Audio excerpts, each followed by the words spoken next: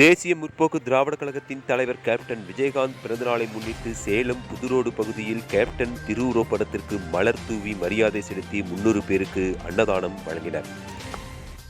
தேசிய முற்போக்கு திராவிட கழகத்தின் நிறுவன தலைவரும் முன்னாள் சட்டமன்ற எதிர்க்கட்சி தலைவருமான கேப்டன் விஜயகாந்த் அவர்களின் 72வது பிறந்த நாளை முன்னிட்டு தேமுதிக நிர்வாகிகள் தொண்டர்கள் தமிழகம் முழுவதும் உற்சாகமாக கொண்டாடி வருகின்றனர்.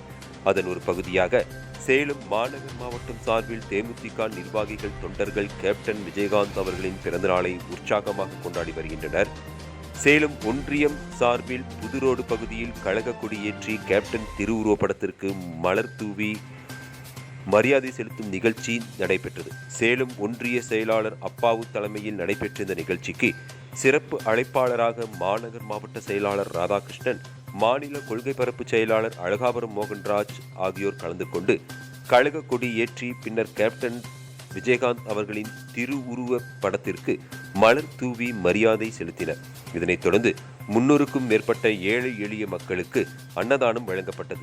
இந்த நிகழ்ச்சியில் சேலம் மாநகர துணை செயலாளர் சுகுமார், பேபி வெங்கடாச்சலம், செயற்குழு உறுப்பினர் செல்வராஜ், இளைஞரணி செயலாளர் திருஞானம், கேப்டன் மன்ற செயலாளர் பன்னீர்செல்வம், பொதுக்குழு உறுப்பினர் ராஜா, ஆரோக்கியம் நாராயணன், மகளிர் அணி செயலாளர் பிரபா மற்றும் ஜானுபீர், கிச்சிபாளையம் பகுதி செயலாளர் MP விஜய், சேலம் ஒன்றிய நிர்வாகிகள் சிங்காரவேல், கிருஷ்ணன், சகாதேவன், கமலக்கண்ணன், நித்யா, ஆனந்த், வெங்கடேசன், பாலுகுமார், குமரன், ஊராட்சி நிர்வாகிகள் செட்டிச்சாவடி ராஜா, தளவாய்ப்பட்டி தேவேந்திரன், சேலம் மணி, கொண்டப்பநாயக்கன்பட்டி அப்புசாமி, மல்லமூப்பம்பட்டி சங்கர், மகளிரணி நிர்வாகிகள் செல்வி, ருக்மிணி, சித்ரா, மேகலா, சுகுணா, கமலா, லக்ஷ்மி உள்ளிட்ட நிர்வாகிகள் தொண்டர்கள் என ஏராளமானோர் கலந்து கொண்டனர்.